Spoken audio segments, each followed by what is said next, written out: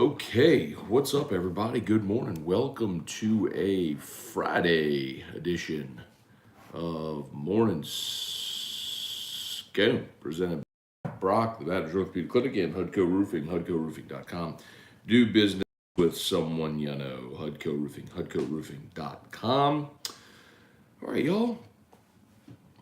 Football Tigers, they hit the practice field for the first time under Brian Kelly. 90-minute workout. Said he prefers higher tempo, shorter workouts, get a lot done in a shorter amount of time. Love that. John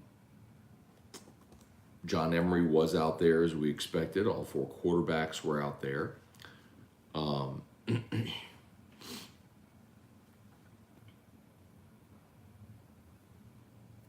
We got to see some of the new guys. Full disclosure, practice is at 5 o'clock, so I'm on air. So I did not get to see it, so I basically saw what you saw. Brian Kelly's post-practice press conference, some practice video from media who was able to attend, or who were able to attend,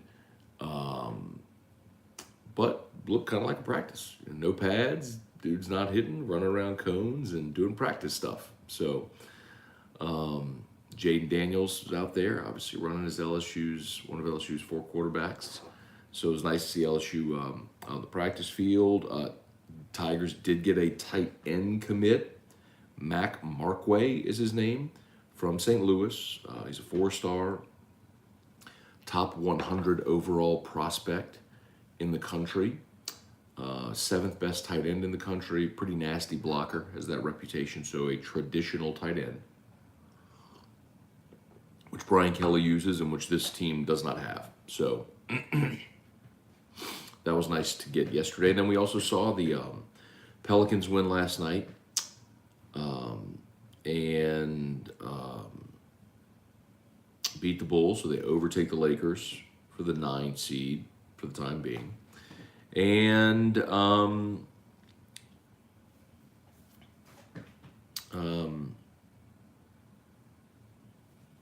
LSU Florida tonight. Blake Money's going to start game 1. So we thought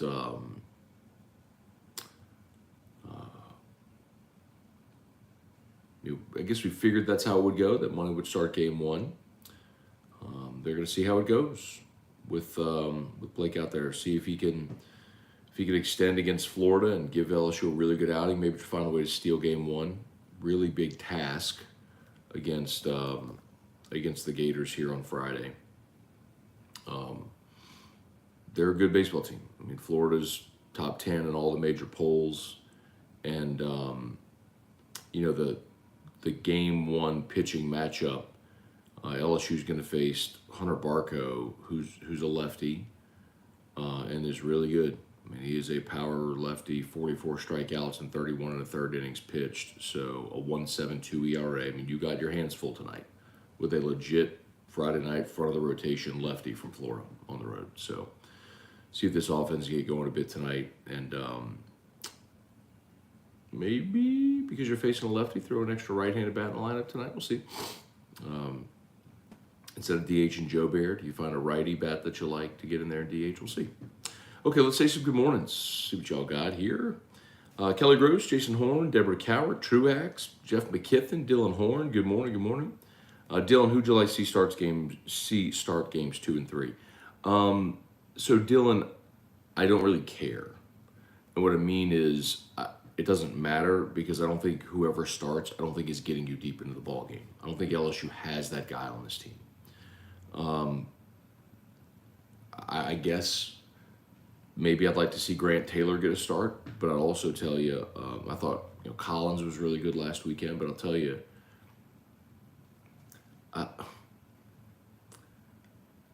do you really want Grant Taylor making his first career start on the road against the top 10 team in Gainesville? That's unenviable,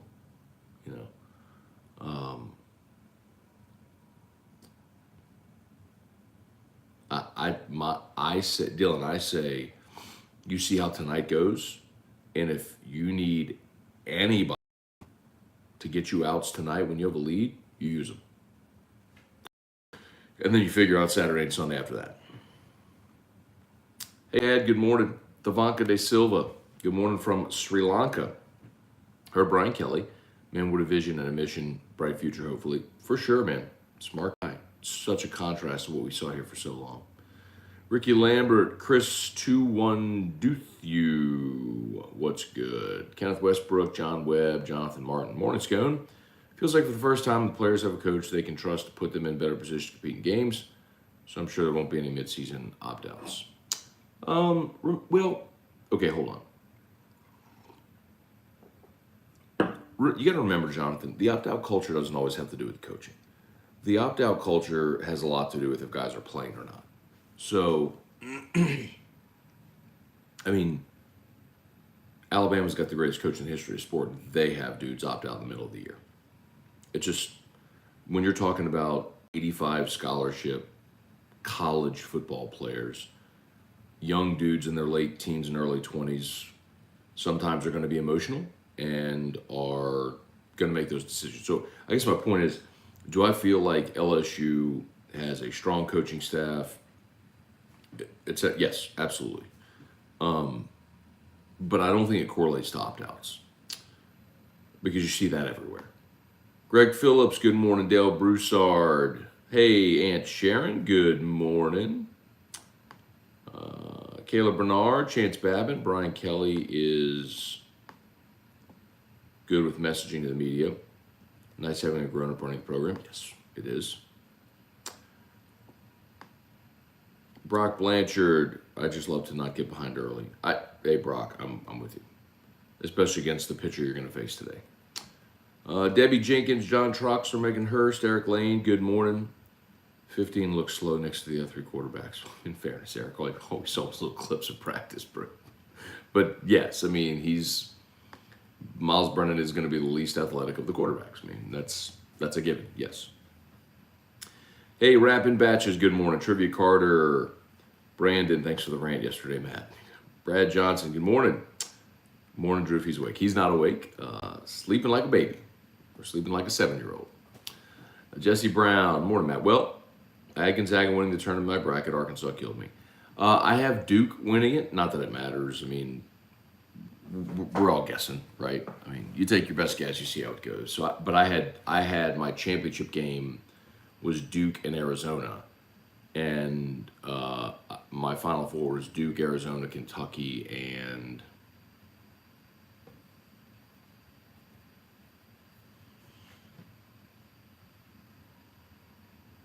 I don't remember. Anyway, but I think Duke's my only remaining Final Four team, and I did have them winning the championship, so that's about my only shot left.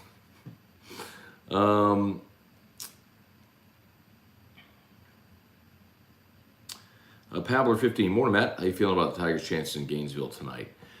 Well, I tell you this, and I'm not. This isn't a homer take, but I'll give you an honest take on it. Not that I'd lie to you, but it just depends on Blake Money. Like, we've seen Blake Money command 4 pitches and be really good.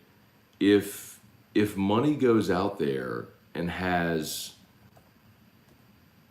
full command of his arsenal, then I like LSU. I think LSU legitimately could beat any team in the league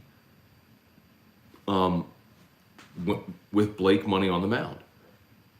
If he's pitching up to his ability, I think they can beat anybody. Now, last week, we saw Blake Money not get out of the 4th inning. That was a week removed from his wrist thing, and maybe they didn't want his pitch count getting up because he hadn't really thrown that week. And I get all that, and it still wasn't sharp.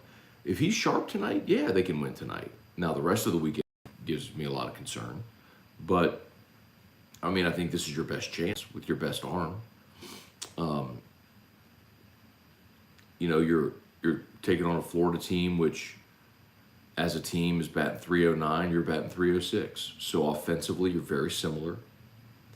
Their staff ERA is 307, you're 3.32. So their ERA is 4th in the league, you're 5th in the league. So I mean, these teams are very comparable. Statistically comparable. I mean, you should have you know, competitive ball games here. You know, as I know, as disappointing as last weekend was, and there was a lot of not good. Remember, you were tied in the ninth inning Friday and Saturday. You were tied going into the ninth, Friday and Saturday, and you lost both games. I mean, what if one of those games falls your way and we're sitting here going, man, they played really poorly, but they still managed to win the series, right?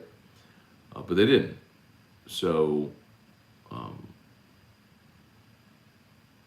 let's see if they can maybe go play better defensively behind Blake Monday night, and you know, see if they can manage to steal a win tonight and maybe find a way to win this series. Hey, Cliff Nelson, good morning. When will Brian Kelly be at Scone's house for steak and whiskey? Doesn't sound like anytime soon, Brandon. They're in spring practice, so you better give him at least a month. Kenny Futch, hearing this is the most organized practice since the early 2000s with Saban. You're hearing that, huh? Good. Good. I hope so. Wendell Norman, good morning. I mean, the only way you would know that, Kenny, is if someone who played for Saban and was there at those practices was also there for practices for Les and Ed, and then is now at Brian Kelly's practices. So you probably have to ask Michael Bonnet. He'd probably be the only person. If you talk to Michael Bonnet, he could probably give you that answer. Wendell Norman, good morning. Eric Wilderod, I imagine we will be flirting with most bullpen innings pitched in LSU history this year. Any concern we wear down the bullpen by the end of the year? Concern? Sure. But you got a ton of arms. I mean, still let them go through. Shane O'Mac, good morning. It's Friday. Go Pels. Yeah, man. Nice win last night against the Bulls. Of course, no DeMar DeRozan for the Bulls. Who cares? There was no BI for the Pels. McCollum was great. Nice to see Larry Nance make his debut. And that was by far the best environment at the Smoothie King Center all year.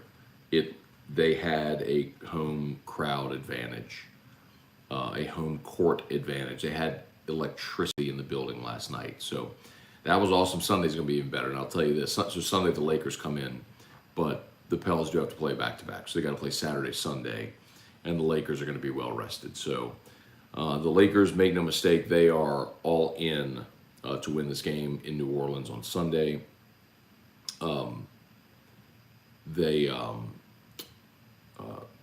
They're resting LeBron, so he will be on 6 days rest by the time the Lakers show up here in New Orleans.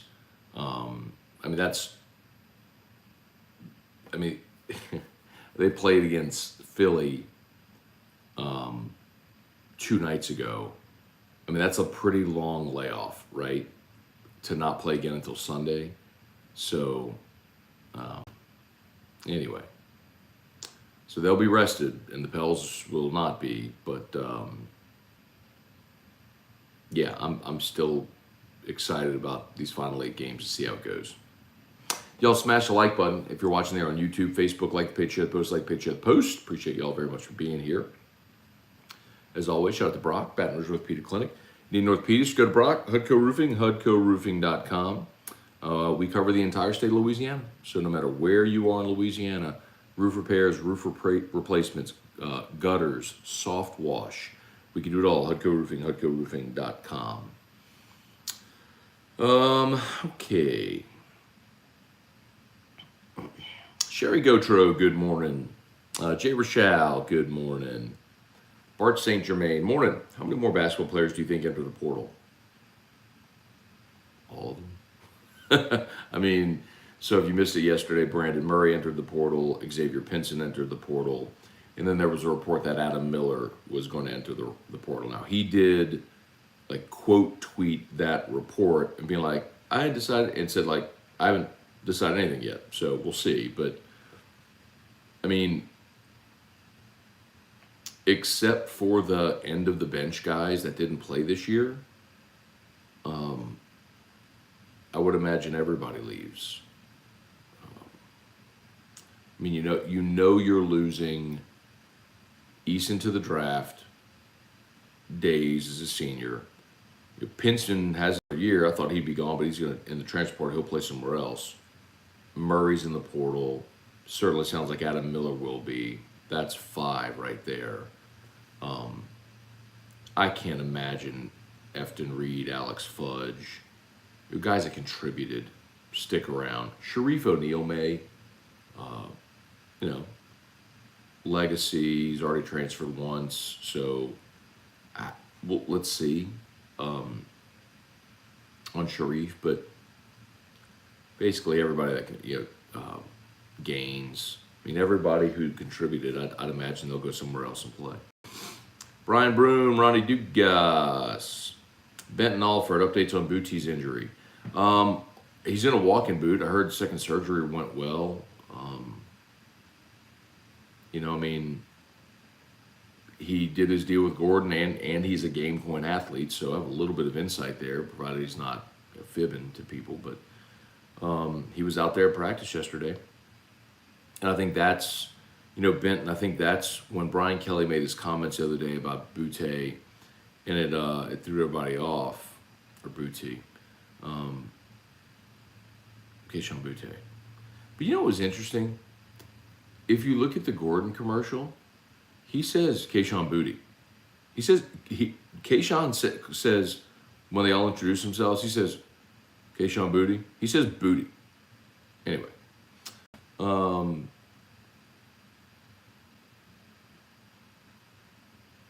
I think, when Ed was here and dudes were injured, they weren't at practice.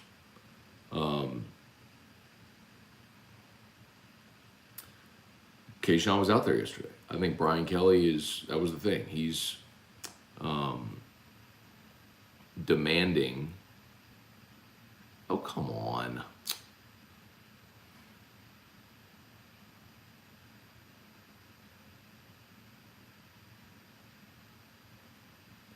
Trivia, where are you?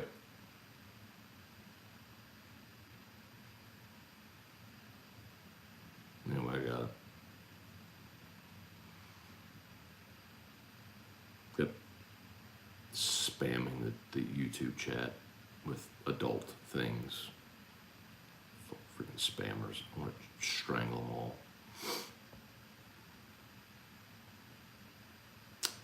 Okay, where are we?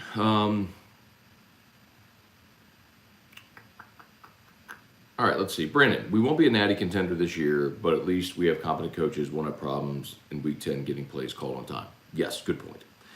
Tim, how awesome is it to have a football coach with a plan, not a binder? Gulf South, morning Scone, Relief Windows will be here in a few hours with my new windows. They've been great to deal with so far. That's awesome. Glad to hear it. They're the best, man. Their processes, the way they do things, treat people, the way they do business, that's a model that every contractor should follow. There's a reason they're the best. Good morning. Watching ESPN, they reported the Saints had wide receiver Valdez-Scantling locked up. Chiefs came in with a bigger offer, so we lost out. Yeah, saw that. Well, at least the Saints were pursuing a free agent wide receiver. They're trying to improve that position through free agency. I know a lot of people have mentioned Odell. I don't know that I'm super pumped about the idea of Odell now. Remember, he tore his ACL in the Super Bowl. So I don't know that you're going to have Odell ready to roll for the start of the season. And for what he would likely cost, I don't know if I'm down with that. You are getting Mike Thomas back. I love it if they use the 18th pick on the receiver. If they go spend a lot of money in free agency for someone opposite Mike Thomas, I don't know that they do that. Certainly could. But, the pool of candidates is thinning out. Hey, Brian Penn, good morning.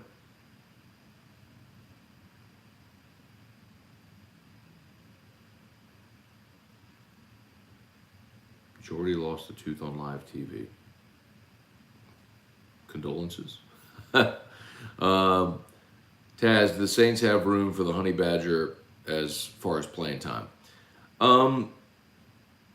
So Short answer is yes, but they're not going to sign him now. Had C.J. Gardner-Johnson been part of a trade for Deshaun Watson, yes, that would have been entirely possible. I don't see it's possible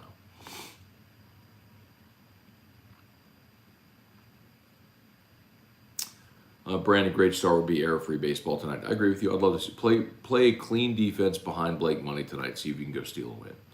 Matt Lusto, good morning. Sean Comiskey, morning, Matt. Concerned that Kayshon Boutte opts out.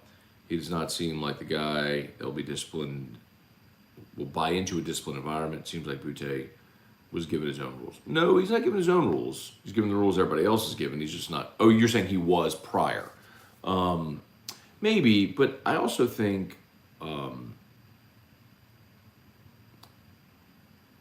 hey, man, when you take that NIL money, I mean,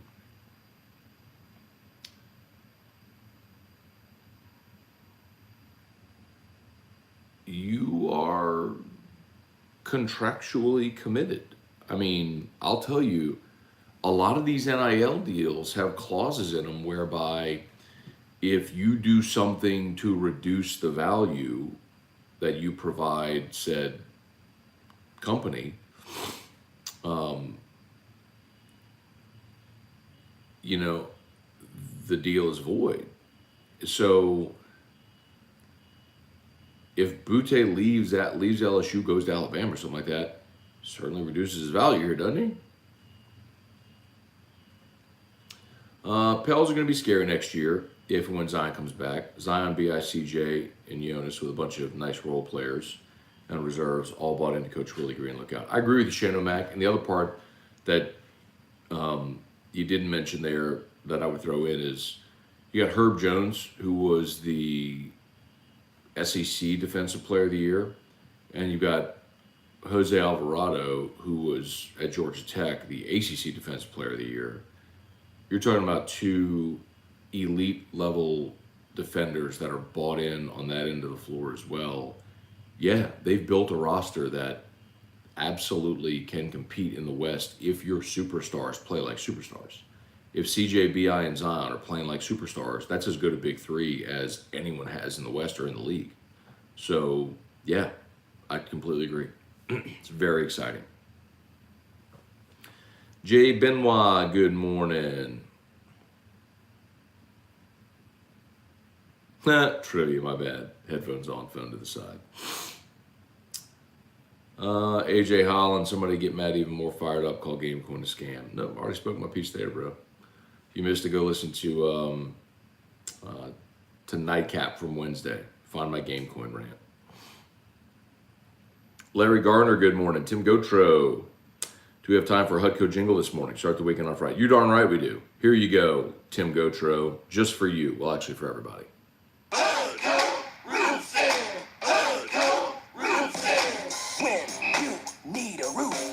Someone you know, Scone and Terrio. All you need is Hutco. Call Hutco Roofing. 364-1007. Hutco Roofing, HutcoRoofing.com. Do business with someone you know. Hutco Roofing, HutcoRoofing.com.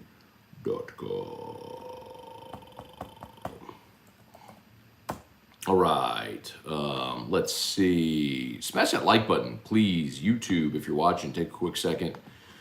If you're on mobile, just out of the live chat. So when you go into portrait mode, you'll see the live chat. Just hit the X. You'll see the little link that comes up that says like. It's a little thumbs up. Tap it, then hit live chat again. The comments come right back. And getting close to the end, y'all. We're getting close to the end of the best of 225 voting. So if you've not done so yet, go ahead and drop that link in the comments. As mentioned, was nominated for Best Radio Personality, and 104 for ESPN Baton Rouge was nominated for Best Radio Station. So if you have a quick second, wouldn't mind voting, that'd be great. All you gotta do is just click the link. All you need is an email address to be able to vote. Craig Duga, I think there's a chance Adam Miller stays, not based on anything, just a feeling. So here's the thing, Craig. Usually, so yesterday there was a report that Miller was entering the portal. He went and quote tweeted. It was like, I haven't decided anything yet. Typically, when that happens, it's like when Tom Brady retired and Schefter broke the news that Brady was retiring, and then Brady's agent was like, hey, he hasn't done anything. Why? Because he wanted to control the messaging. He wanted to put it out how and when he wanted. And now I know subsequently Brady has unretired, but that's typically how that goes. So my guess is Adam Miller is going to transfer. He just wanted to control the messaging, how he was going to do it. So I would love to see him stay, but he was Will Wade's guy, and I don't know that he does. Ron Ritchie, good morning. Robert Seagrass, Vernell Thomas, good morning. Brian Broom, when are the sanctions coming out? There's no way ever to really know that, Brian. The NCAA marches to the beat of its own drum, and they can make that decision when and how they want. So ultimately, LSU has the right to respond to the allegations, and I believe it's maybe 30 days or so to respond, at which point the NCAA then responds to LSU's response. A hearing is set. After the hearing, subsequently, the NCAA will make a decision on sanctions. So they can either choose to accept LSU sanctions that they've self-imposed. That happened in football. They haven't imposed any in basketball yet. Add on to them. So we'll see what will come. But I think you are still months away. Excuse me. From you're months away from a final resolution there. Irfan Sayad, good morning. Excuse me. Trivia, I love hearing the Hudco living in Florida, having dreams about leaking roof and can't call the one roofing company I would want to support. Well, that's okay, Trivia. You can, if you have people back this way, let them know about Hudco, and that if they have any type of roofing issue, that we can help. All right, Irfan, sorry I joined late. You may have already talked about this, but is this a must-win or at least must not get swept series? No, hey, and Irfan, I'll tell you this. I went back and looked it up because I remembered this from 2018. So 2018, if you remember, Andy Cannizaro got fired at Mississippi State early in the season. Gary Henderson was the interim head coach, and it was rough early. I mean, they started 2-7 in their first 3 weekend series, and they finished 500. They were 15-15 in the conference, and made it to Omaha. So, is it easier to get to Omaha when you play through your own venue? Absolutely. Is it possible to win if you're playing your best ball come May and June? Of course. So, no, you're in week 2, you're not in must-win anything. Of course, it's much better if you don't dig yourself a giant hole. And also understanding, what series you still have coming up. But I don't think you can take much for granted with this team. So you go try to win tonight behind Blake Money. Try to be really good defensively, swing a good bat, see if you can win it tonight. All right, let me do a couple more minutes here, y'all. John Smithsonian, good morning. Concerned about the lack of frequent activity in free agency by the Saints? No, because, John, this is what they do every year. I know I say this often, and some of you have heard me say it, but this is what the Saints always do. The Saints, when free agency starts, they go spend on a big ticket item, and then they go dark. They re-sign their own players, which you've seen some of that, Jameis, and then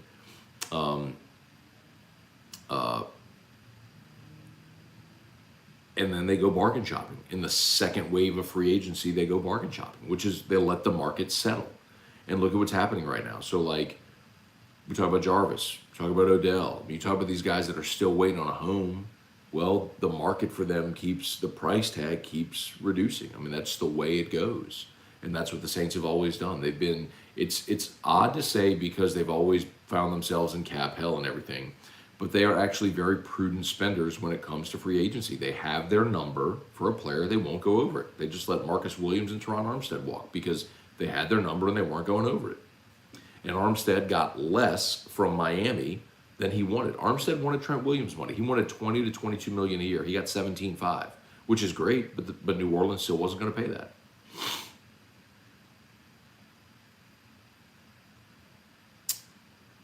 Sean Comiskey, what does a Zion trade look like? It doesn't.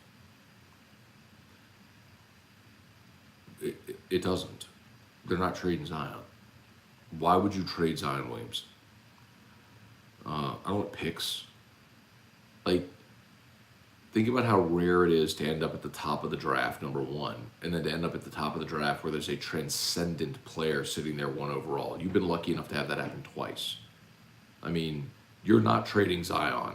You say, well, they traded Anthony Davis at the end of his second contract. He was here for 7 years. You're not trading Zion right now.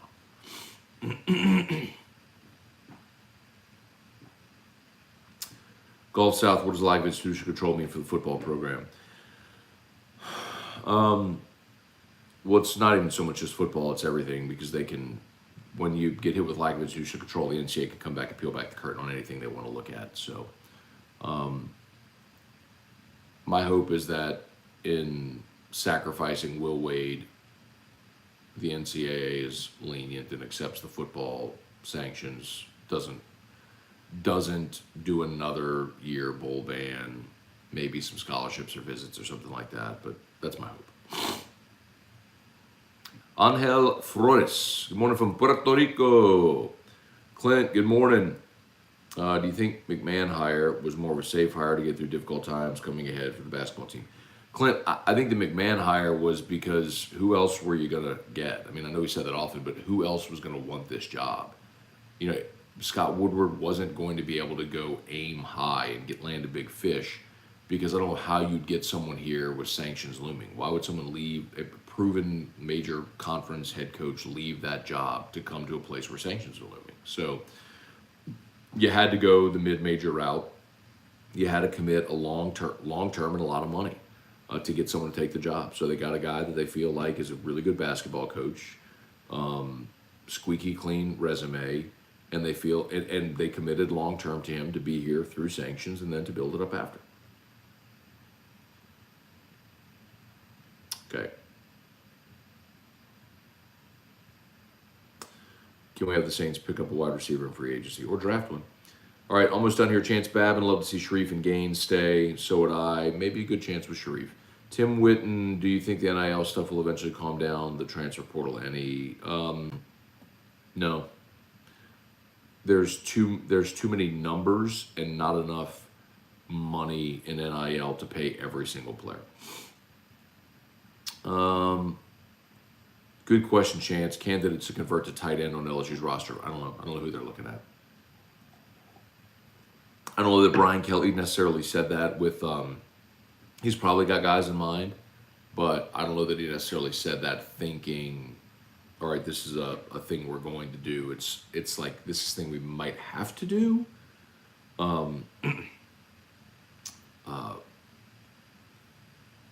If we can't land a tight end. But I think they look in the portal for a tight end and probably get one.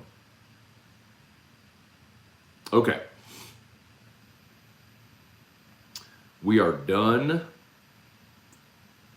Well, see, Richie Burt said receivers are definitely not a dime a dozen. We couldn't find one last year. But remember, it was Vernell, sorry. But remember, Vernell, you didn't know until minicamp, so after free agency and after the draft, that Michael Thomas wasn't going to be available. How different does the roster as a whole look if Michael Thomas is there? And then the reason you didn't have Emmanuel Sanders was because COVID year lowered the cap and you couldn't afford to keep it. So it was a cap casualty. So I don't necessarily agree with that completely. Last year it was weird circumstantially. Okay, we're done. I gotta go. Gotta get Drew up. Gotta get him out to the new St. Lillian. Y'all have an awesome day. We'll have LSU Daily coming up, AFR3. If you're not yet, please subscribe to LSU Daily, however you get your podcasts. Smash that like button on YouTube, Facebook, like the page, share the post. Thank you to Brock, Matters Orthopedic Clinic. You need an orthopedist, you go to Brock. Hudco Roofing, HudcoRoofing.com. Y'all have an awesome Friday. We'll see you for LSU Daily and AFR3. Peace.